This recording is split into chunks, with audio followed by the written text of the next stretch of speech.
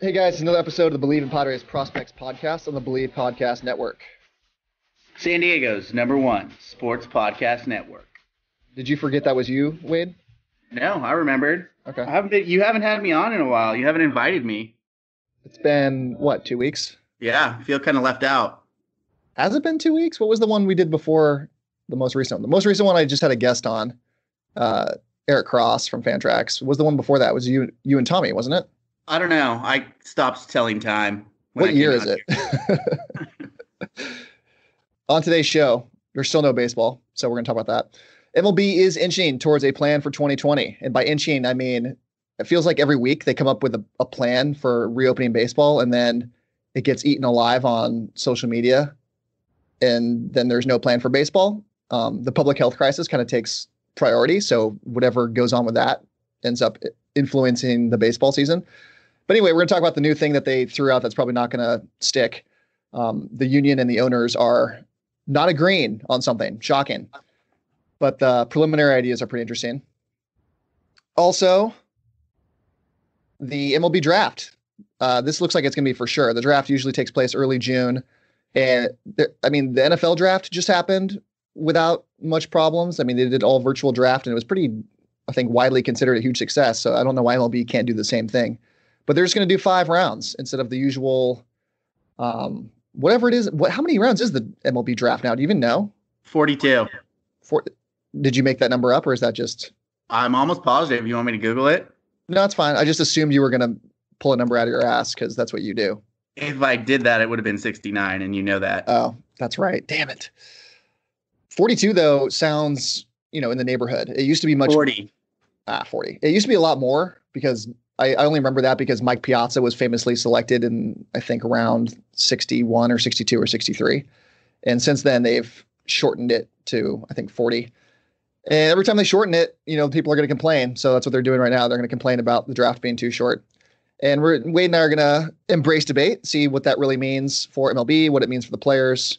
And a lot of people are making a lot of assumptions about it and what that means. But we're going to get Wade's take on it. And that's probably going to be the take that is the most important is Wade's take. And then finally, we're going to finish up with Prospect of the Year, our series that I skipped last week, mainly because we had a guest, but also because I forgot. But Prospect of the Year, 1991. We're up. It's our rough year for the Padres. 1991. Yeah. Weren't all the years rough between 85 and 97? And then again from 90 in the prospect world. And then again from 99 to 2020. It's just been rough. It's been rough since 1969. Yep. Nice. So it's also, 91, other than being rough for the Padres, doesn't really stand out to me as significant for anything. Did anything interesting happen in 1991 at all? Personally, for me, I was 4 years old. Nothing was going on in San Diego other than the Padres and Chargers were losing. I can't think of anything of note. I guess Jordan, since we're watching The Last Dance, Jordan in 91 was winning his first title. Was it 91? I believe so. The Last Dance confuses me with how back and forth they're going between the timelines. Do you want to jump into that right now? Let's just start with Last Dance because I watched it yesterday, and I might be alone on here. I'm not that enthralled with it. It's not that good. Thank you. It's not that good. Everyone's like trying to shoot me for saying it's not that good.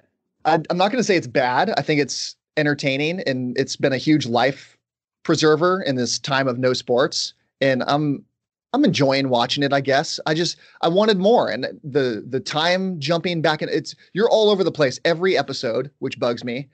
And it has very little to do with the actual Last Dance, which is the 98 season. And it's mostly stuff that we've already knew. And Jordan had final say in anything. So we didn't learn anything. There was nothing going into his dad's death. There was nothing going into him crying. He got to prove everything. So there's nothing juicy coming out of it. I like hearing just a little. I've gotten snippets of stuff that I really liked. So him laughing hysterically at Gary Payton, it was pretty funny. I liked that. And then he and Steve Kerr kind of retelling their versions of the fight in practice. I needed more of that. Like I was craving that information, and I just got like one bite of it, and they put the rest in the refrigerator. So like I'm not getting the stuff that I really want, and it's 10 hours long or 10 episodes. Why aren't we getting more of that behind the scenes stuff? Yeah. I would have loved to see the fight. Oh, if they had footage of that, can you imagine? I didn't know about the Space Jam practices, those famous. So that was pretty cool. Again, really short segment though. I wanted more of that. Would have been fun. And like the timelines, they go from one series in 1993, and then we skip forward to the series in 1990. I'm like, who are they playing? What is this? The semifinals? They're playing the Pacers in the Eastern Conference Finals 1 minute, and the next minute they're done like one per year, like done 10 episodes, like 1990s one episode, 91's one episode. That not this like going back to 98 every year. It's very confusing. It's not super confusing in that it happened a while ago, and we all kind of remember. We're barely old enough to kind of remember how it happened. We all know what happened, so that's kind of one reason why they're allowed to get away with the time skipping. But for like a casual person, a sports fan who maybe doesn't love the NBA and doesn't know all the stuff that happened with Jordan and the Bulls, it'd be confusing as hell. Like, are you watching with Lauren? Born after 95 has no idea what's going on. No, definitely 100% no. So I'm glad we got to vent about The Last Dance a little bit. It's fine, but let's not pretend. I'm hearing on ESPN, they're all slurping it and like, oh, it's the best thing ESPN's ever made, the best thing Disney's ever made. Get out of here. It's not. It's There's fine. Way better 30 for 30s than this. I watched the 30 for 30 a few weeks ago. Well, I guess maybe before the pandemic, so a couple months ago. It was called, I think, Jordan Rides the Bus. It was all about Jordan going to the White Sox. I feel like they just reused the exact same episode for one of these Last Dance episodes. I was totally cheated. Yeah. It's identical. So I didn't appreciate that, and I didn't learn anything new from that. I mean, if there was no strike, you think Jordan makes the MLB? I mean, that's what they said. So there's absolutely no way. I think there's a chance. Yeah, I think there's a chance because of his name. If he's playing okay at AA, which by the end of his last season there, he was playing okay. He was hitting 200. He started off really terribly, and he was in a big hole that first season. And then he went to the Arizona Fall League and held his own at the Arizona Fall League. And I know they don't send their best pitchers, and I don't know what the talent was like back in '94. But like generally the best prospects go to the Arizona Fall League, and he was playing okay. So you want to know a cool little tidbit about that Bulls team? The Bulls team? The guy who he kept calling like bitch ass hoe? Oh, Scott Burrell. He was a #1 first round draft pick in baseball. The guy from UConn, right? Yeah. First round pick in baseball, and he went to go be the bitch on the Bulls team? Yeah. When was he picked in the NBA draft? I'm going to have to Google him.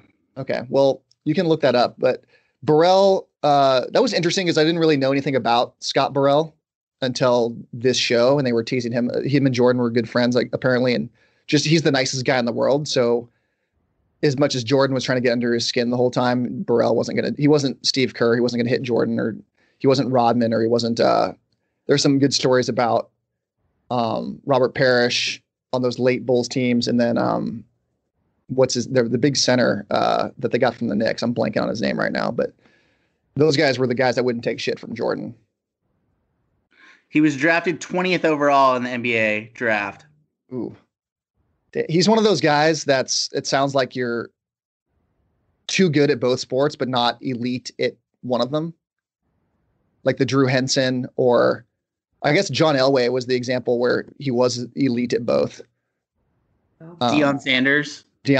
Yeah. Those are Bo Jackson. There's a few, I guess, but a lot of these guys like Drew Henson or something, they're top picks in both, but they aren't good enough to quite be a major leaguer at both levels, you know? Yeah. Would have loved to see Kyler Murray play baseball though. That's a much tougher road. Did we talk about this on the podcast, or was this predate you? Probably pre me. Yeah. We used to debate like what he should do. And I was like, yeah, the road through baseball's really, if you can make it like Jeff Samardzija or something, that's great. And you get more security and you get a longer career and you're healthier. But if he's going to be a top 5 pick and be a quarterback, Justin Marjo's a receiver, and the other guys, not many quarterbacks do this. It's way safer to do the NFL route because you go to the league right away and you get that big contract right away. Baseball, he's going to all the endorsement deals on being a quarterback for sure. He gets the money, the signing bonus from the A's that first year, but then he's stuck in the minors and he could be gone in 3 or 4 years. Yep. So he made the right move. Anyway, what we're doing on today's show, I teased all the stuff that we were doing. It's baseball starting up again. The draft is shortened, prospect of the year. Wade, let's do the Bet Online ad. While you were waiting this out at home with us, you can still have some fun betting at betonline.ag. With no NBA, NHL, or MLB, you might think there's nothing to bet on, but BetOnline still has hundreds of places to wager, including their online casino with poker and blackjack. Big blackjack guy. But are you? I'm good at losing at blackjack. Oh, I've been winning. I actually signed Lauren up for an account. Just to get that. Sports aren't totally done. There's still get that bonus. Esports, American Idol, Big Brother, the elections, their $750,000 poker series. KBO, Wade. And KBO, which I've lost every bet on. You got to ask me more. There is still fun to be had, so go to betonline.ag and use promo code MyPod100 to receive your welcome bonus on your first deposit. Again, that's betonline.ag and use promo code MyPod100. BetOnline, your online wagering experts. I would just bet every game that Dan Straley starts for the Lotte Giants. Dan Straley looks unhittable right now in Korean baseball. I'm over betting Korean baseball. I'll check in with you next time Dan Straley is pitching and try to get you back maybe in. I'll bet on it. So baseball released this new plan to start around July 4th. I think it'd be really cool to start on July 4th. Be so American. Oh my God. Did you hear they're canceling fireworks all across the country? Everywhere? I just heard, I don't know if it's for sure every place yet, but I hear that the big events are being canceled. Yeah. Can you imagine? I mean, San Diego, the Bay fireworks show that happens in like 5 different locations across the Bay, and people kind of congregate downtown, or PB or, Mission Bay. That's not, there's no way that happens. True. But I don't know. You'd think people would just be able to go in their front yard and watch. I don't know. Do a lot of people have a view of fireworks from their front yard? I'm guessing not many do. True. Or stay in your car. Everyone has to be in your car to watch. I don't know. Ugh, parking. Be a mess. Just have off the 5 freeway. Everyone just park on the 5. That's a good idea. Just everyone parks on the freeway. I'm in. So the players union and the owners not getting along, but the plan for a July 4th-ish start, adding universal designated hitter, which this is probably the straw that breaks the designated hitter's back, if that makes sense. I think once it's in, good luck getting rid of it because the product's going to be so much better. I'm team DH now. Growing up, I was always let the pitchers hit, more strategy, moves things around, double switches. We're National League guys here, so I was pro. Yeah, I'm pro DH and let him do roids again. I've come around. I don't know about roids, but I've totally come around. I don't need to see pitchers hit. The game is boring enough and slow enough. We don't need pitchers clogging things up anymore. Yeah.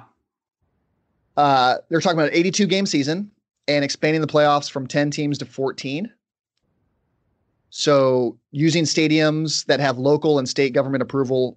Thank you, Arizona, who came out today and said that games can happen in Arizona. Shocking. This week on Friday. Shocking that Arizona, Arizona's been out front, leading the charge of we don't give a shit. Since they haven't closed anything. Everything's still open there.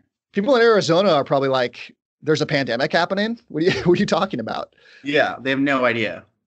So any state or city that opens up their, I guess not their borders, but opens up, businesses and opens up travel, and they're going to be able to host games.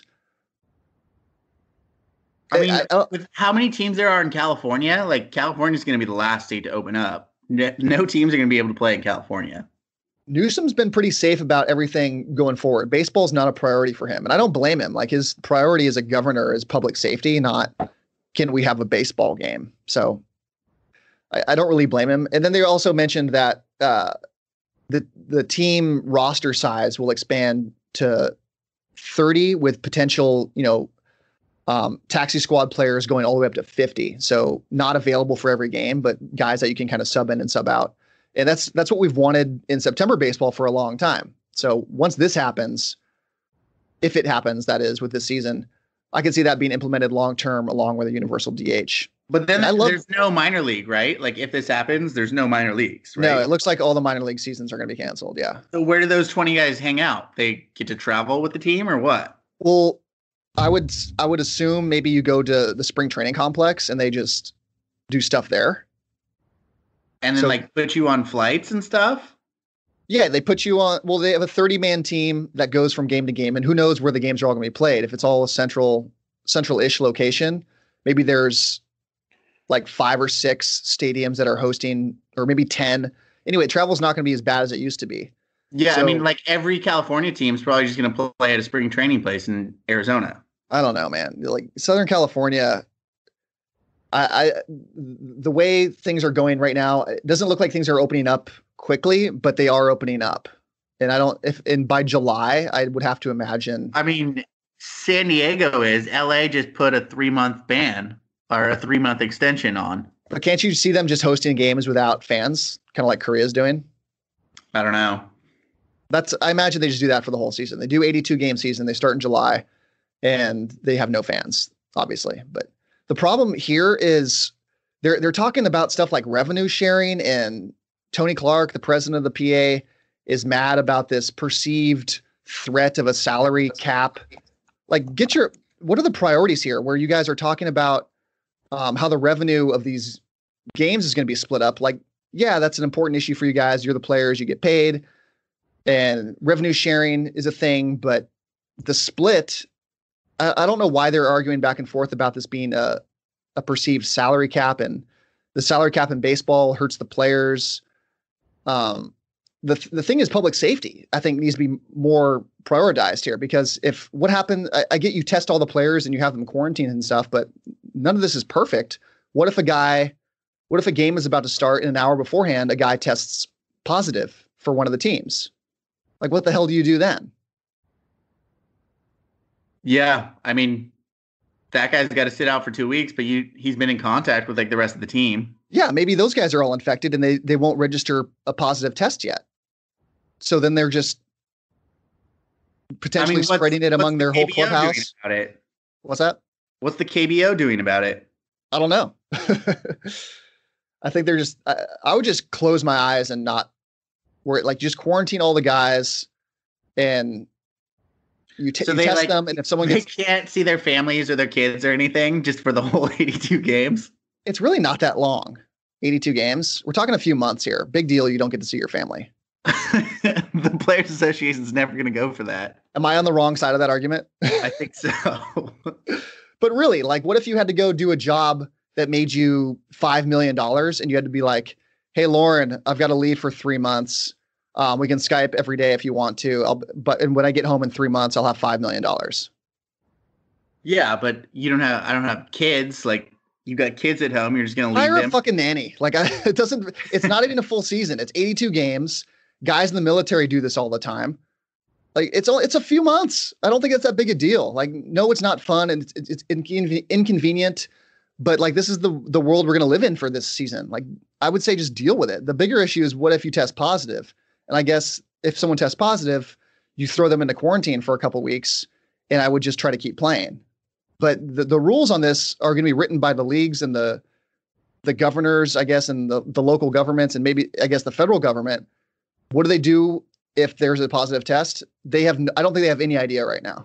And that's what they all need. They need to figure all that stuff out before they start playing. And I assume they have been talking about it. You'd be crazy not to. And I guess we haven't heard what the plan is yet, but that's the kind of stuff I want to hear about.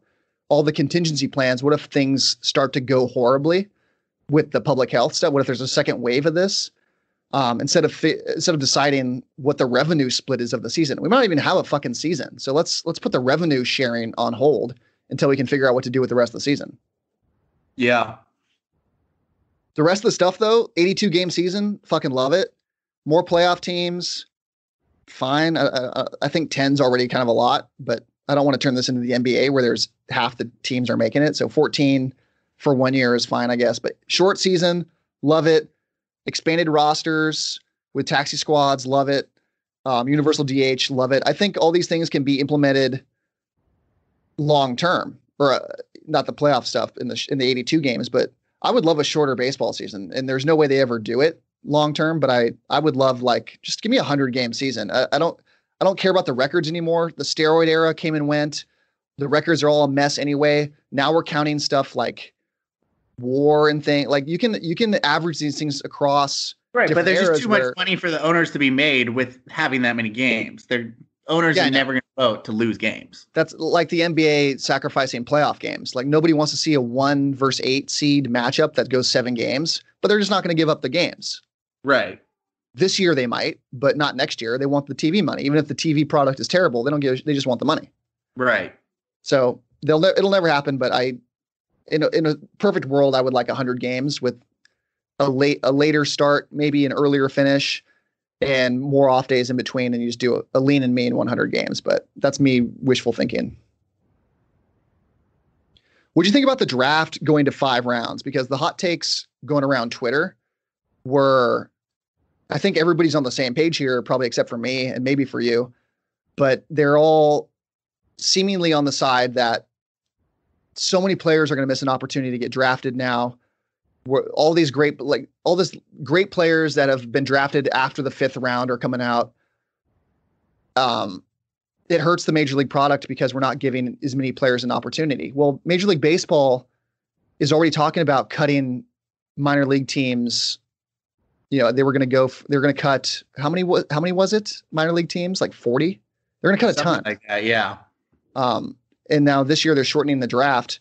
I don't think shortening the draft means as much as people think it does. Yeah. I don't have a problem with it at all. Yeah. Like, who cares? You and I talked about cutting the minor league teams down. This only hurts the really low level guys. Like, I don't mean to sound like a dick again. And I guess I'm sounding like a dick a lot today, but the guys that have no chance of ever making the majors and that are hanging on to the low levels of the minors, or the guys that were drafted super late, the overwhelming odds are you're never going to make it. So, you played college ball, great. Maybe you're trying to come over from the Dominican or something. That's great. But the guys that are getting cut from these low A rookie ball teams, like, I don't feel that bad. Like, this happens to everybody. So few ever make it. Even the really good ones don't make it. So the fact that we're losing out on the guys that you've never heard of, maybe not getting drafted, if you're good enough to make the major. I mean, it happens in every other sport. Why does baseball have to be different? If you're good enough, they will find you. You will make your way through the International League, or you'll get picked up as a free agent, or you'll go play in China or the Chinese Professional Baseball League that's actually in Taiwan, Korea. You'll find a place, or Japan. You'll get seen and they'll find you. The scouts are everywhere. It's 2020. So right. The fact that a lot of these guys won't get drafted, I don't care that much, because the best ones will still make it. And the guys that aren't that good won't make it. But then why do we care if they're make it? The baseball, Major League Baseball already has way more lower level guys that aren't in the top league than any other sport. The NBA has the G League, which is really small, and the NFL has nothing. Hockey has like one minor league team, I think. Baseball has a ton. There's saturated with low level talent. I don't know why we need that much. We don't. So you're on my team here that the draft being 5 rounds, it's just this year too. Like go enter the draft again next year. Right. Like, go to college, go play JC 1 year, like, and then enter the draft next year when it's fully back. Like, the whole season might be lost. Like, who cares about the draft being one less this year, or being less this year? I'm glad we're on the same page there. I mean, what sucks is if these kids, like, say juniors in college, are like, oh, I'm going to leave, and then these freshmen are getting scholarships, these colleges aren't going to have enough scholarships, and they're going to have to cut people that they told people they were going to have scholarships for. That's like the one thing that's going to affect. But, you know, I'd give it more to the junior who has to come back rather than some freshman coming up. And don't you think the NCAA is going to make the necessary arrangements this season to accommodate all those players that have nowhere to go? You would like to think so, but they're a terrible organization, so probably not. Probably one of the worst, most corrupt organizations since like the Sepp Blatter FIFA days. Yeah, I don't know who's worse, NCAA or FIFA. That's a tough argument. I'd probably go NCAA just because somehow they got away with having a free workforce that makes them millions of dollars, and they don't pay anything. Student athletes. Yes, thank you, Cartman. Let's get to prospect of the year before we get out of here, and we'll do Wade's film room after that too for a few minutes. But prospect of the year, 1991. I never heard of half of these guys, and the ones I do know are way past their prime. Most of these guys never had a prime. This guy here is dead. Not a great year for the Padres, as you mentioned. You have any idea who the number one ranked prospect for the Padres was in 1991? In 1990, it was Andy Benes. I would have had no clue, but then I read your notes, so I'm not going to spoil it. Well, you can spoil. We're talking about it right now, so it's not really a spoiler. So it is Raffaello Valdez. Yeah, and I'll be honest. Pre 1995, or maybe like 1993, 94. I was a wee lad. I didn't know a lot about the Padres, and there's only so much you can go back and look at through time. But Rafael Valdez was a guy not on my radar at all. Never heard of this guy before, and I think for a pretty good reason. He didn't stay that long with the Padres. So outside of his minor league career, he just played the one season with the Padres. It equates to just a cup of coffee. And this was 1990, and that's the year before he became the number one prospect in the organization. Ranked as high as 36 by Baseball America in 1991, and repped by Scott Boras. So I thought that was interesting. He is a 5'11", 165-pound Dominican Republic pitcher. Dominican Republican? Is that how I don't know. Dominican Republican pitcher. And he actually started off as a shortstop, converted to a pitcher in 88. He was signed in 85 as an amateur free agent. Transitioned to pitcher later. Debuted in 1990 and only threw 5 2/3 innings that year for the Padres. Gave up 7 runs, 4 homers in 5 2/3 innings. That's hard to do. He pitched in 3 games. 3 games and gave up 4 homers. Kind of the equivalent of the pitching version of Matt Antonelli, I guess. So he debuted against the Cincinnati Reds, 1990. April 18th, 2 2/3 innings, 6 hits, 2 strikeouts, a walk, 5 earned runs, and took the loss. He had some good years in the minors. He really did. The first couple years in the minors I could see why they would rank him so highly. So he had a couple years at age 20, 21, where he was going around A-ball, AA. And I think the high for him was 1989. He was in AA. He pitched 41 2/3 innings and had a 1.94 ERA. So that's really sexy. Kind of walks a lot of guys, over 5 that year. Didn't strike out many guys, under 6 that year. So I think if you're analytics guys, you're kind of looking at these things, low strikeouts, high walks. Something's not right here. I wouldn't trust this guy maybe long-term. Something doesn't have a strike. He pitches to contact too much. And is putting a lot of free guys on base. Ended up pitching just that 1 year with the Padres, like I said. Send him back down the following year. Pitched a couple years in the PCL. The Padres had a PCL affiliate at the time. And was just never really good again. So I'm not really sure what happened to him. Pitched sparingly both years in Las Vegas. Went to the Northwest League. Went to the Eastern League. Went to the Chinese Professional Baseball League in Taiwan. And then actually pitched all the way up until 2003, his age 35 season in what are they called? The Northeast League, Allentown Ambassadors. So he played with them for a few years at the end of his career. Some guys just never know when to hang it up. You definitely did. His claim to fame, I think, if there's one bright spot in his career, which I think is a pretty significant bright spot for anyone, in 1989 he pitched a perfect game for the Riverside Red Wave, AA ball. What a terrible name for a minor league team. The Riverside Red Wave. Yeah. What about the Charleston Rainbows? I like that. The Riverside Red Wave. Yeah, I don't think they exist anymore. Yeah. We're in the era of the names kind of being nonsensical and trying to be funny and sell shirts and hats, which I'm okay with. Yeah. Trash Pandas, Sod Poodles. Love the Trash Pandas and Sod Poodles. Those are 1A and 1B in the clubhouse for best team logos and team names. Yep. So that was Rafael Valdez, 1991. Yeah, I hope every year gets a little better than Rafael Valdez. Well, we had Andy Benez last week, and we've got a familiar name for next week that we can go over. I think someone you'll like. Okay, good.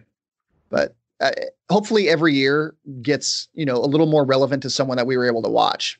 Back here in the early 90s, we're not following prospects that much. Very true. At like 5 years old. I wasn't taking notes on AA pitchers and 5. Wade's film room before we get out of here. What do you got for me? What did I watch the other day? I watched The Scheme on HBO. Have you seen that?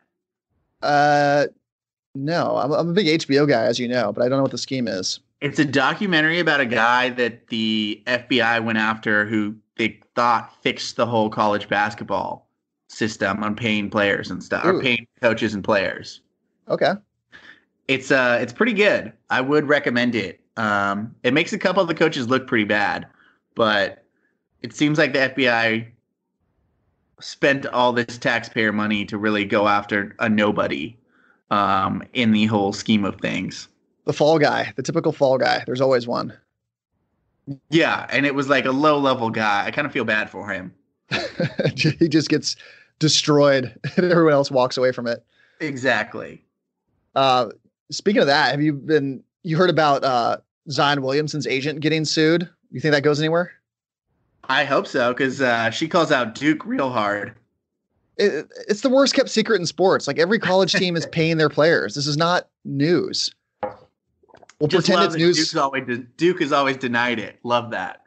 Well, yeah, Coach K is like the old grandfather that can do no wrong, but actually has a ton of skeletons in his closet, I'm sure. Exactly. Nice. He still has black hair at age 75 or whatever it is. I'm impressed. You mean the shoe polish that he puts in his hair? It's getting a little grayer every year. I'm seeing a little more gray. He's doing just for men now, probably. Just like brush away a little gray every day. It could be a toupee. We don't even know. Potentially. He's got I guess he's lightening up the toupee, I guess. Yeah. To make you think he still has hair. Exactly. So this is why in the notes I brought up, so I'll get into my film room, why I mentioned Snowpiercer. They are pushing hard on TNT for this new Snowpiercer series. I'm watching a commercial for it right now. You never saw the movie. I was surprised. No, what is it? That's with Chris Evans, who plays Captain America. It's a post-apocalyptic world where there's this, the world is frozen over and everybody's dead except on this train that's kind of perpetually encircling the planet. It sounds really weird, and it's because it is, if you've never heard of it. But the train is crazy because there's people in first class that are, really rich and have these great lives, and there's people in the tail section of the train that are living in squalor and eat like this weird bug paste is the only thing they get to eat, and they're crammed in these little quarters. And then they eventually rebel because you have to, and there's a big fight, and they have to make their way to the front of the train. The show looks like it's exactly the same as the movie. I don't know how they're going to make this a show. So it's like Hunger Games on a train. Yeah, Hunger Trains. They've got the same, like shot for shot almost. It looks the same. They've got the rebellion where the guys are the poor people are like attacking the SWAT team in one of the cars of the train, and then there's the scene where the guy's in prison and they stick his arm out the window as punishment, and his arm freezes, and they hit it off with a hammer, and so now he just has one arm. The movie was actually pretty fun, and it's got a good cast. Chris Evans, Ed Harris, it's a fun movie. So if you haven't seen that, maybe you should watch it. The show, I was all for it, and then the show just looks like it's going to be a shot for shot remake. Gotta love TV producers. Like, we got nothing. Let's just make a movie into a TV show. Snowpiercer, done. 10 episodes. I also watched a couple nights ago Robert the Bruce. Do you know who Robert the Bruce even is? No, never heard of it. He was the guy who led the Scottish Rebellion against England. So if you've watched Braveheart, Robert the Bruce is one of the main characters of Braveheart. Okay. No, that's not jogging your memory at all? No. He's the guy they want to make the king. So the movie's about William Wallace, but Robert the Bruce is the guy that betrayed him at the end of the movie. Oh, okay. Okay. So this is about just him, and they actually got the same actor to play Robert the Bruce. So I was kind of excited about that. And the movie's about nothing. So Robert the Bruce is spoiler alert. The movie's he's wandering around the countryside, and his army's been defeated, and he tells all his men to go home. And then a couple of them turn on him to get this reward. And now he's on the run. He's a fugitive, and Scotland's in chaos. And he just ends up hiding at this family's home for a while. And, I guess there's not too much to spoil here, because in the end, obviously he gets away and he unites Scotland. But like, I expected more out of the movie. They got the same actor, which is really cool. So it's almost a continuation of Braveheart a little bit, but I wasn't that intrigued by the movie. Yeah, I got a 41 on Rotten Tomatoes. I think I'm going to skip that one. Did you ever watch Shameless? Yeah, I haven't finished it, but they got Debbie. Remember Debbie, the red-haired girl? Yeah, I remember Debbie. They got her in this movie. So she plays a Scottish girl who's in love with another young boy. By the way, fuck Debbie on Shameless. I hate Debbie's character. She's the worst. But they bring her in for this, and she just has one of the all-time worst Scottish accents I've ever heard. It's terrible. Luckily, they don't give her that many lines, but she is truly terrible.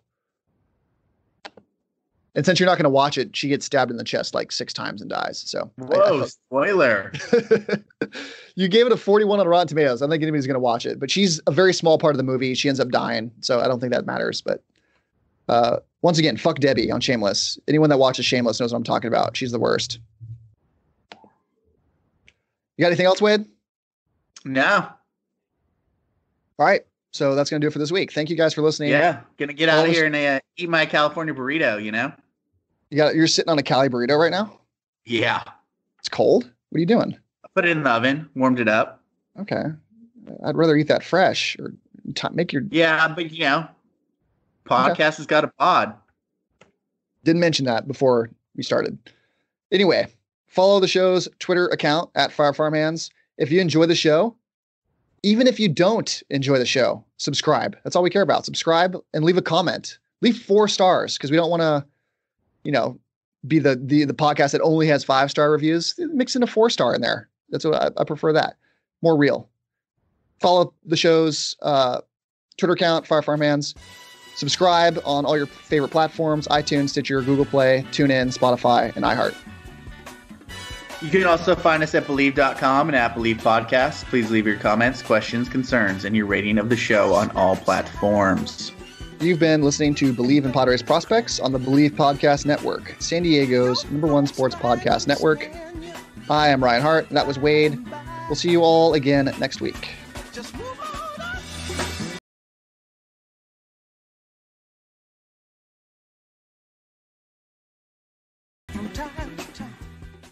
What the hell did you trade Jay Buhner for? He had 30 home runs and over 100 RBIs last year. He's got a rocket for an arm. You don't know what the hell you're doing. Well, Buhner was a good prospect, no question about it. But my baseball people love Ken Phelps' bat. They kept saying, Ken Phelps, Ken Phelps. Now you leave a message. Jerry, it's Frankenstein. Mr. Steinbrenner's here. George is dead. Call me back.